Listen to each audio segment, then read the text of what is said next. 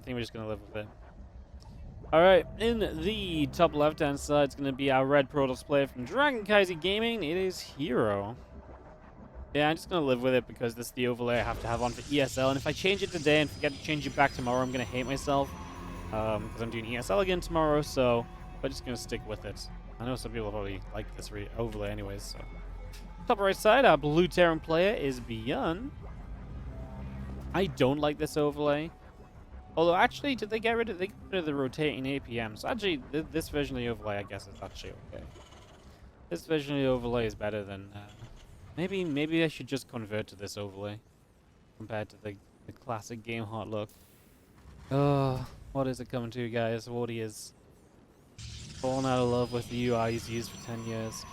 Alright, we do have ourselves a pylon coming down as herO already sets up to be a little aggressive out over on this right-hand side. So it's going to put down a pylon, there's a gateway already at home, but this obviously looks as though we're going to be seeing some additional aggression throughout these early stages. Nion straight away, and there is gateway number 2, so herO going to bring the fight here on Ghost River, which is a fairly small, cramped up kind of map. So we'll see what herO does with this, sees what sort of success he can find. And there's a Cybercore on the way up, the gateway coming through, the orbital and the marine all producing through as well.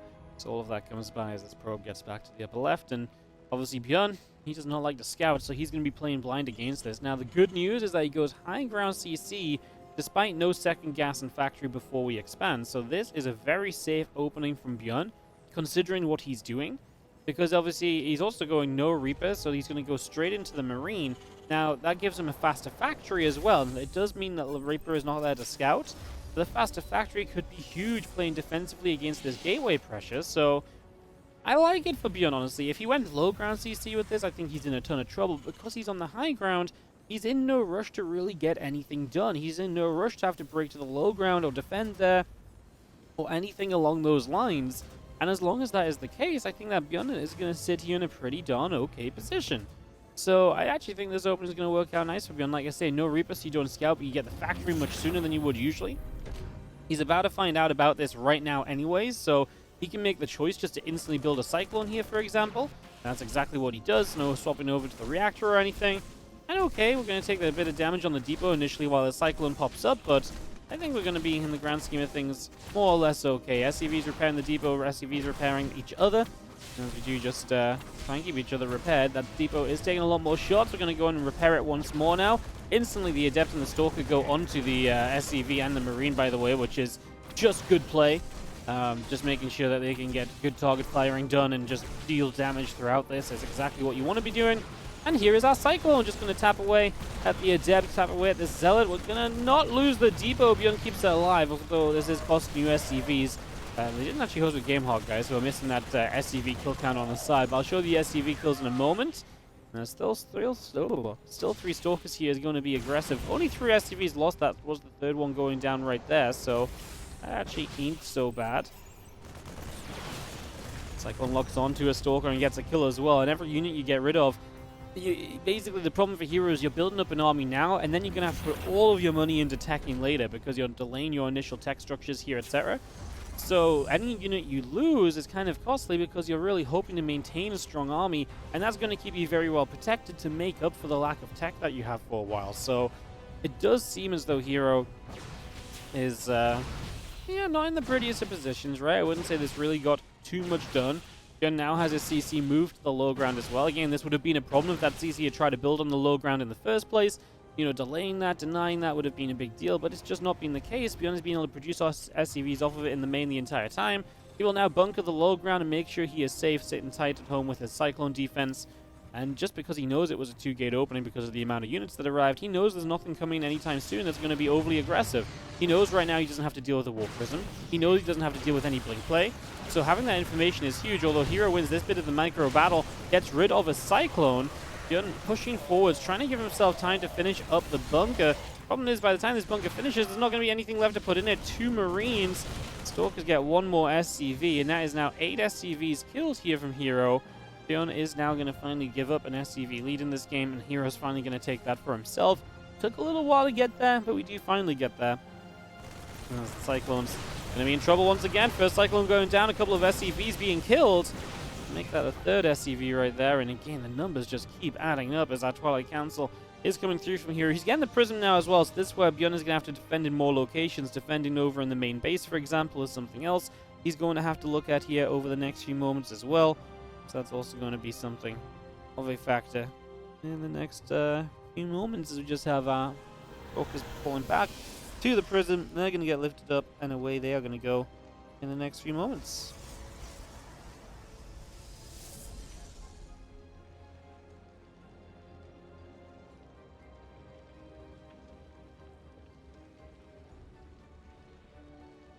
That Prism moves across it is going to be heading into this main base momentarily, and we do see ByuN, Marine Tank Banshee. Again, all these high DPS units, high tech, high value.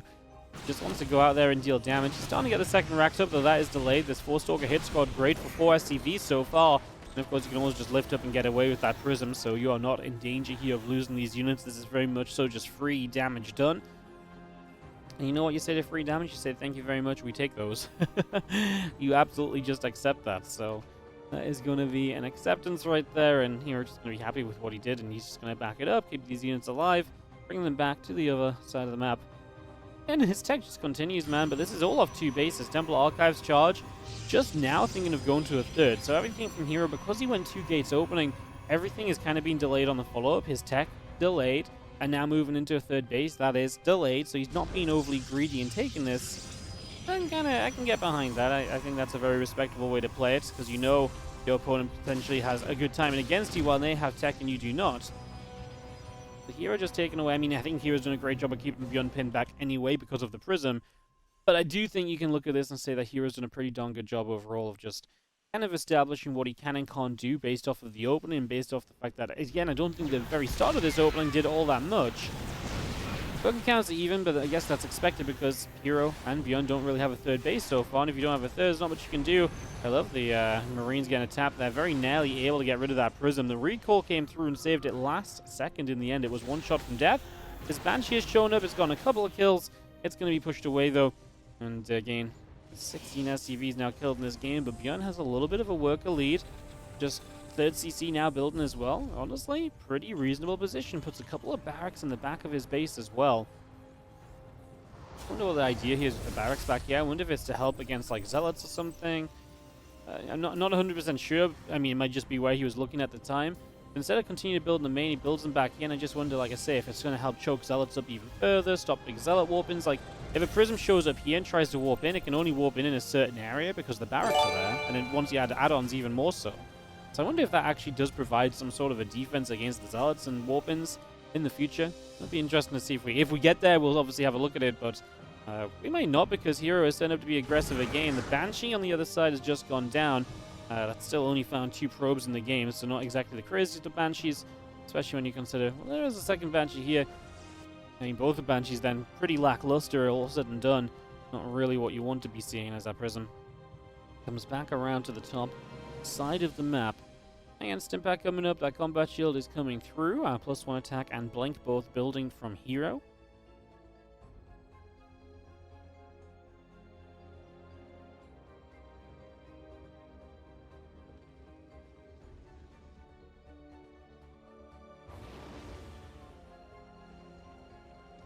The medevac's been boosting across. I'm just going to see the Marines begin to unload over on the corner.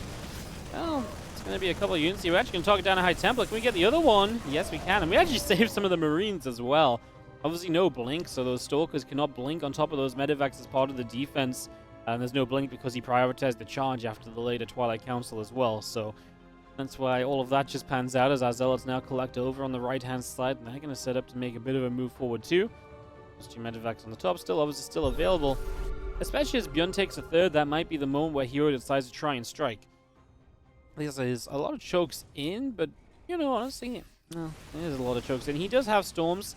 We'll see what that Prism can do. Has to be careful because it is low HP beyond the shield, so doesn't want to be too exposed. We're going to see our first storm dropping off. Second storm kind of whiffs. Third storm goes on the tanks, which does help a little bit. The final storm hits a few Marines in the front, so the storms... Okay, that was a better storm. I was going to say the storms were okay, but I wouldn't say they were anything incredible. ByuN has reinforcements in the main base, by the way, so I don't think he's going to be too worried about this. He's going to get an Immortal as he chases this down, and The problem is, because we just used every single storm, we do not have, you know, the real kind of splash damage to keep going with the fight here.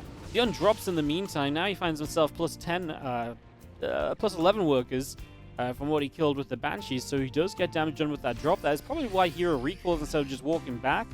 And that obviously abandoned a couple of units for herO as well. So all across the board, ByuN is kind of just winning out. He's continuing to do extremely well for himself.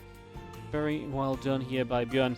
I think he has carved himself into an advantage. He's now getting tech online. Instead of prioritizing further upgrades, he will go Ghost Viking, a 4th command center.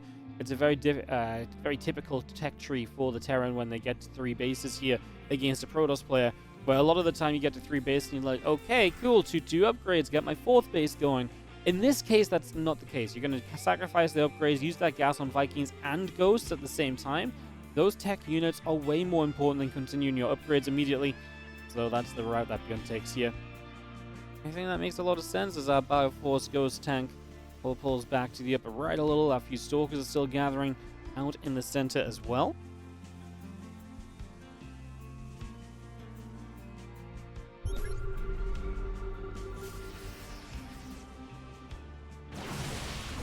A little bit of Bio just going to stem forward. A couple of Stalkers get chased away.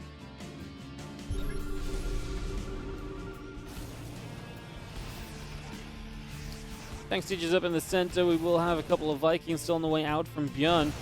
Bio's actually going to take a stem up and move forward, taking out a Zealot on the way. Storm comes in, hitting a few of those Marines as well. Now the rest of the Bio pulling back over that right-hand side. Still have that +1 armor coming through. That's a nice cheeky little blink. Getting rid of a medevac on the go. And again, we have this kind of standoff between the two at the moment, so just going to have that little bit of a standoff so far. I mean, the real question here is, how do you go about this continue push in as herO?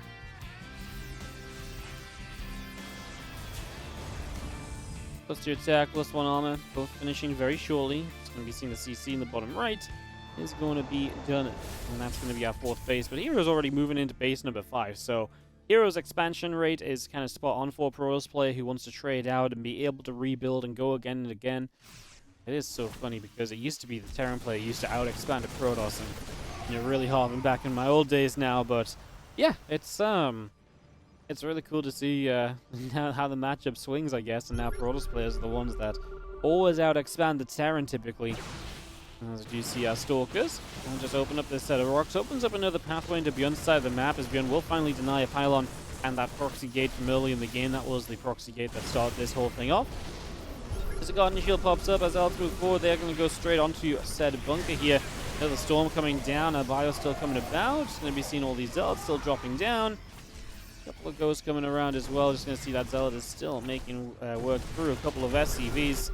And we have got ourselves the army here of herO. Move on the top side and in the bottom right, moving about as well. The Widow Mine shot goes off. A couple of Zealots still being chased down. We're going to have ourselves the Planetary Fortress shooting after a Zealot there also. Another Zealot now taking some shots. You're going to see our Bio coming through once again. A couple of Vikings are nearby. The Bio still trying to push forward. +2 attack, +1 ship weapons. The thing is, herO attacking into this base is honestly very difficult. This choke and this set of rocks really makes it quite a derpy engagement. Hold positions the Zealots that charge forward, which gave ByuN a chance to just attack them back freely. So that works out for ByuN.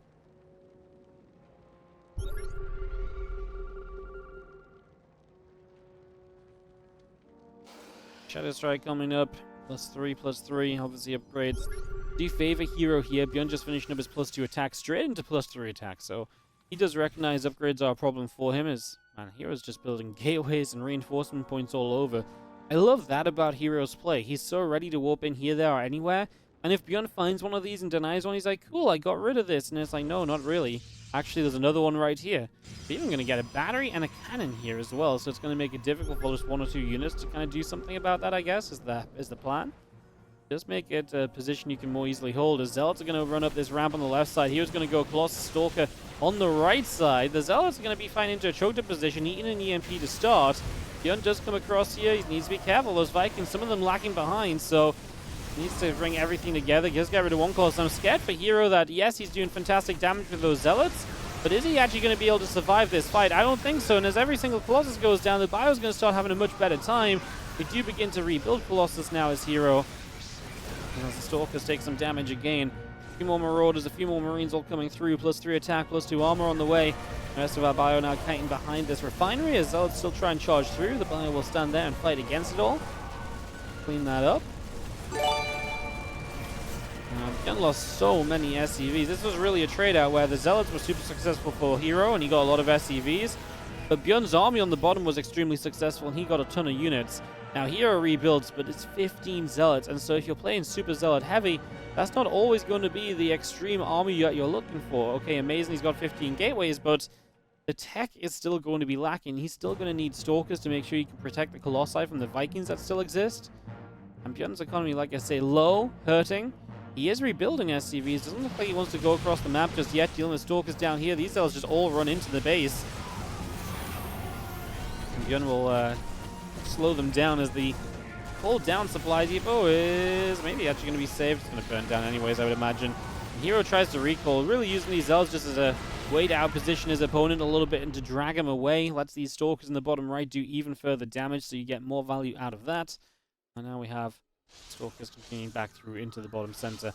And as the Ghosts, Marines, Marauders, +3 attack all come through from ByuN, so we get all of those added on. Again, struggling to get anywhere beyond 4 bases. ByuN obviously just lost a ton of SCVs, so I guess a 5th isn't really on his mind right now, but I even looked at how you would take a 5th base, and it's like, well, that's kind of tough. He does have orbitals, but again, if you float them out over here, well, these bases have reinforcement pylons, gateways, even a cannon and a battery here.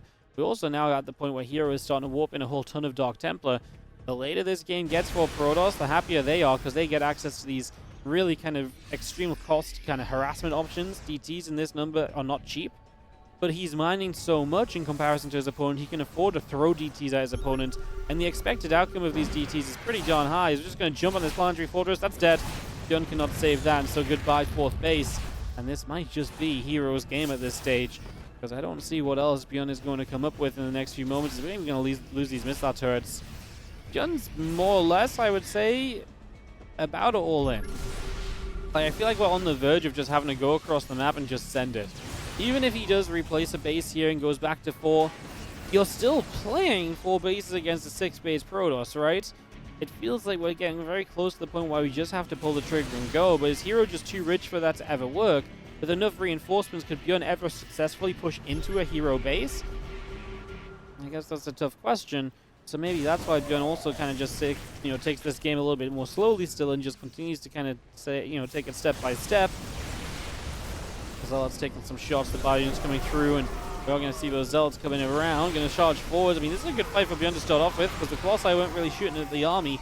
That gives ByuN a chance to say, okay, well, I haven't taken that much damage, so like I say, it gives me a bit of a better option than it would have done otherwise.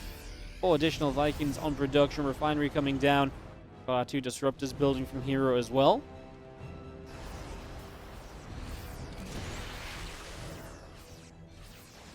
Another EMP goes in from that group of Stalkers. And Zealot's going to start charging through. EMP's going down. These Zealots are going to start melting a little bit here. I mean, herO's quality of army is actually pretty poor. I mean, disruptors should be able to do a little bit more there. I think disruptors are a great addition. I love that herO takes this base, because ByuN doesn't have the control to get over there and do anything about that right now. He's so focused on defending his central area. Huge army supply for ByuN. Like I said, that lack of workers has led to him maxing out on a massive army, so 143 to 99. ByuN has got a lot of army, and as herO trades out units, he is only replacing them with disruptors and so on. So, yeah. Kind of does get better and better for herO, because his army quality is only increasing as a disruptor lands. Of course, disruptors don't care how much army supply your opponent has. In fact, more army supply gives you more targets. So you absolutely love to see that the army supply being so high when you're playing with these disruptors. Now, this is a little bit messy. His disruptors are derping forward as well, as ByuN is going to get rid of the Colossi. There's a disruptor from the top side. Dies a moment after it shoots. Man, herO's army just melted again, though. It just wasn't good enough. The disruptors, none of them landed during that fight, so that was a problem.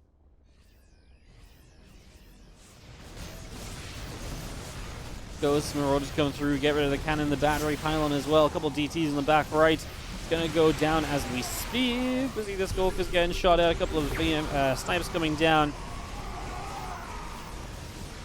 ByuN, Medevac still joining up together. This Warp Gate is also going to drop, so we get rid of that. Disruptor hits a Marauder, hits a Marine. We're going to turn back around onto those Stalkers, push that back once again. More Disruptors coming through. The extra Zealots are producing. Our Vikings have landed Cannons and Zealots on that bottom right side. I mean, the problem for ByuN is, again, now pushing into this base costs you, the fact that you've got to go through all the cannons. You don't want to really fight stack defense. It's also getting to the point where I feel like these Zealots are not easily dealt with because we're very Marauder heavy and we are re-adding Marines, so maybe that's not too much of a problem. Another Warp and into the bottom right side. A group of Zealots, a couple Stalkers. We mule down over here. We've got one Marauder left. This last Zealot should fall.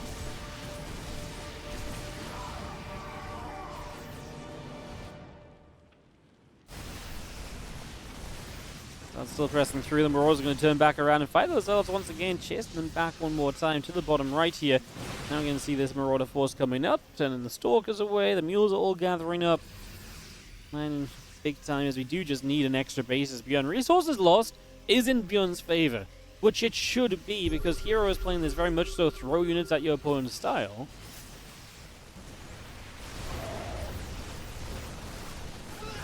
Zealots continue to come up. Stalkers will blink forward. Disruptors will fire. Just going to miss those Zealots. Probably going to stim again.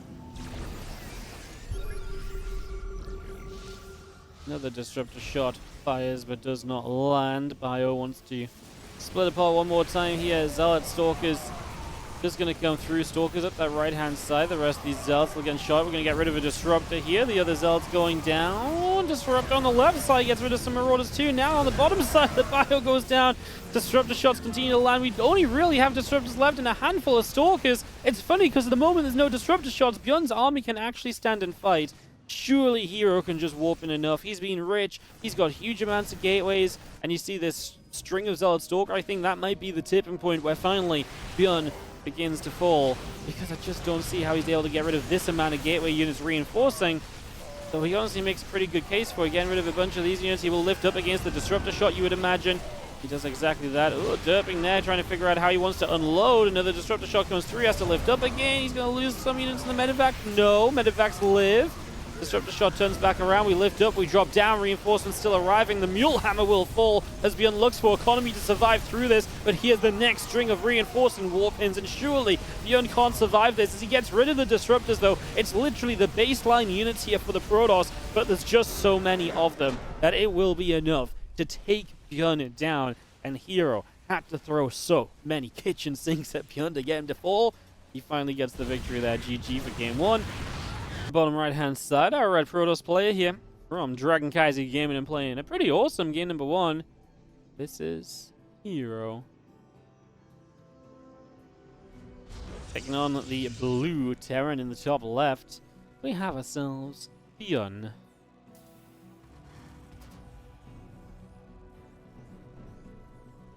Man, that's honestly a fun game. ByuN was definitely behind for a lot of it. I did enjoy just kind of looking at the I did enjoy just looking at it and being like, oh, I feel like you could still kind of come back for a while.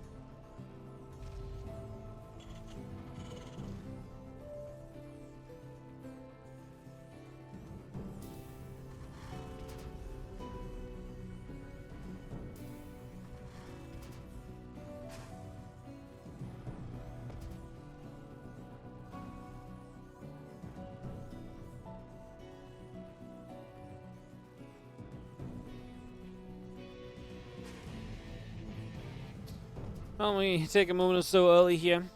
Let's just have a probe coming around the bottom. Sorry, I just got my co-streaming confirmation so I can co-stream the ESL Regionals later this week when I'm not actually doing it myself, which is cool.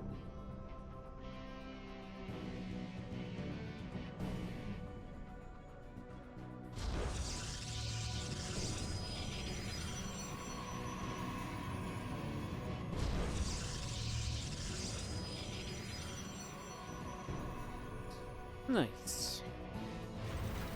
Alright, a Proby in the bottom left, as we do see herO going to mix it up already once again. It's time for the gold base coming down. Alright, alright.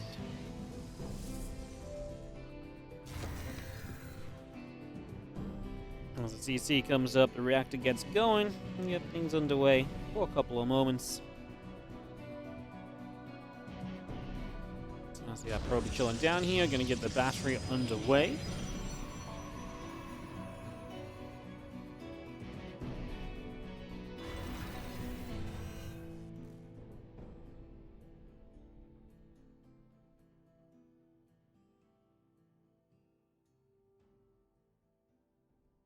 Triple CC's coming up from ByuN in comparison, so he's going to go to triple CC. He doesn't know, he's not scouting out on the map, but I mean, to be fair, if you're going to be playing against someone who's going for gold base and you don't know, going triple CC yourself ain't so bad, because you're essentially matching economy with economy.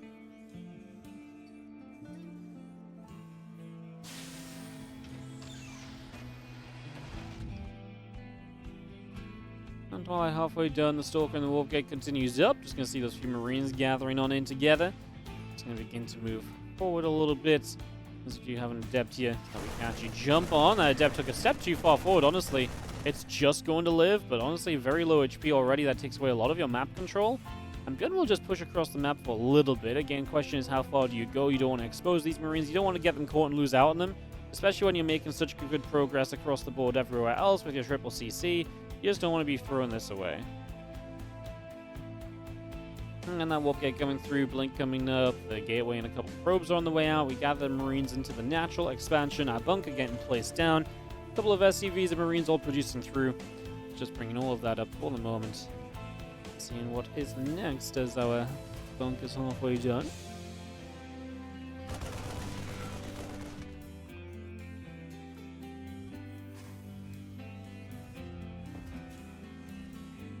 A couple gates, the robo facility, the battery, the simulator, all coming through. Let's head down to the bottom left. Single Marine just going to be leading the charge. A couple of Stalkers just going across the board here, and just going to see the Adept coming over as well. And get rid of one Marine.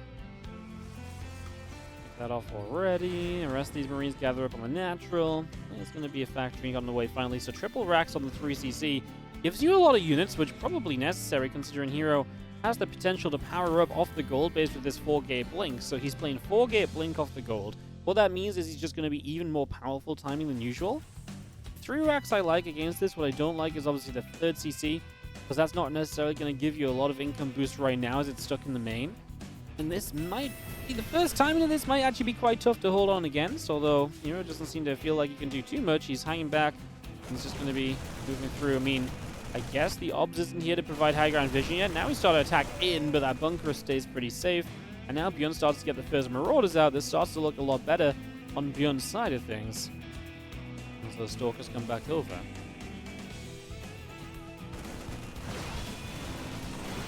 Stalkers fire up, bunker takes some damage, a couple of Marines get knocked down. We have the Adept in the main. Just going to get cleaned up as well, so we pick that off, we take that out. The other Stalker's going to come back around to the right-hand side and get ready to hop up into the main here and just kick off into a little bit of action.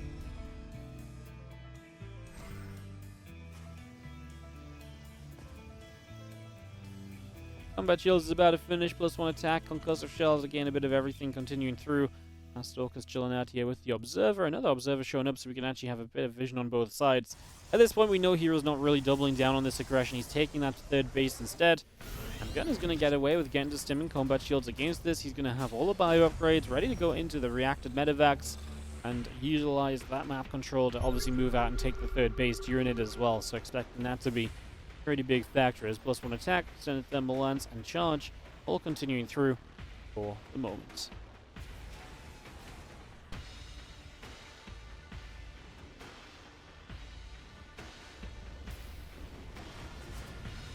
Well, the Orbital Command moves across, flying past that Observer. The few Stalkers continue down as the Bioforce comes over. We'll just see ourselves +1 attack, extended thermal lance, and charge again. All on the way, and Marine or 2 already getting knocked down.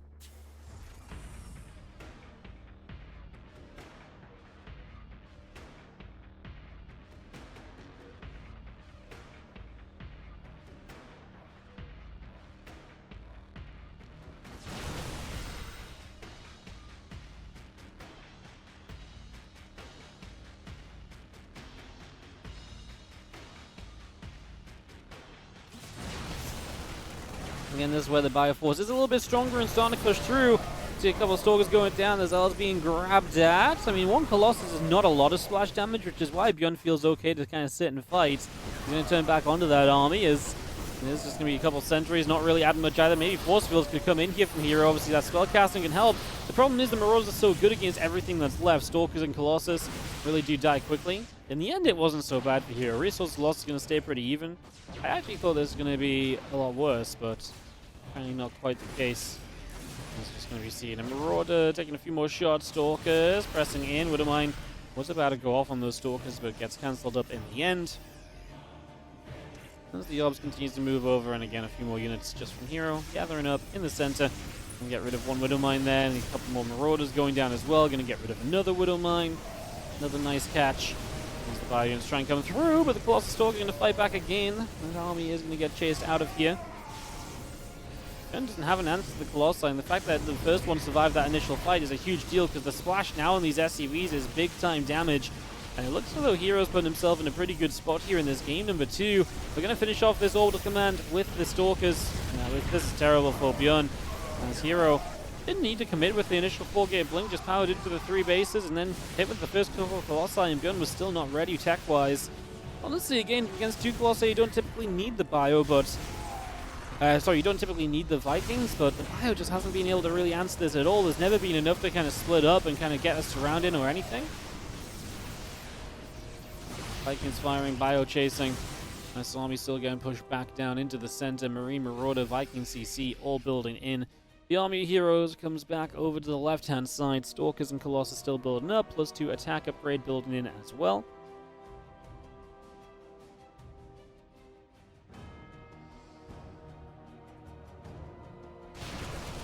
Stalkers trying to get an SCV will not quite be available. The rest of the Stalkers sitting out on the left. I mean, obviously at this point we're kind of just waiting for herO to go for round 2 of the fight. He's got another Colossus build and probably waits for +2 attack as well. And then you just send it. There's going to be a few Vikings out at this stage, but you have such a good result front line. And of course, you're also in no rush because you killed the 3rd base. You know that your opponent is not going to be suddenly arriving with anything extreme or crazy or anything like that. So that shouldn't really come in to be too much of a problem. herO just waits for an extra Colossus. The upgrade as well. He's going to send it forwards now. He's going to see what he can do, it would look like.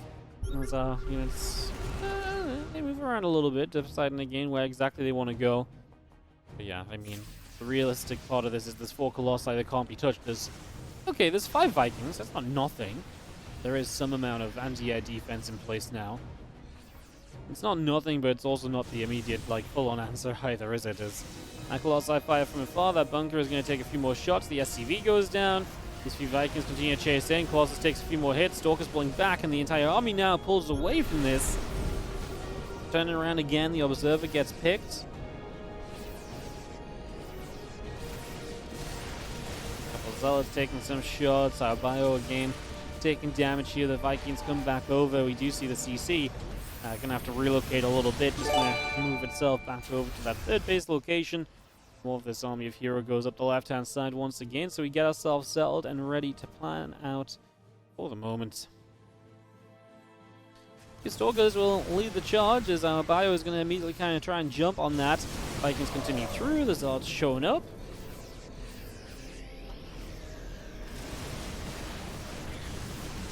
Zealot Stalker still coming through here, EMP's going down. Once more, it is ByuN who's able to pull quite far back quite easily. The Zealots are once again in a whole bunch of trouble right now. Just going to be seeing this Bio coming through once again. A couple of Zealots getting shot at. The Vikings going after the Colossus. Colossus is about to go down. So the Colossus falls. I mean, honestly, pretty decent fight for ByuN. His army supply makes this look as though he has some kind of hope. One Colossus lives after all of this. That Disruptor sitting here on cooldown. Can't add anything. Are we actually going to lose everything as herO? Yes. Of course, extremely expensive from ByuN. He's only on 36 SCV to the 67. I don't think he's got enough army supply to get across the map and to kind of really continue through. He's also extremely low HP on all of these units. So as long as those units are low HP, it's very difficult to, again, justify going across. The Medivacs are out of energy. Zealot Warpins should just hold this from herO if ByuN was to commit. And again, he's kind of expected to commit at some point of this, as he really does just have very good position. GG's.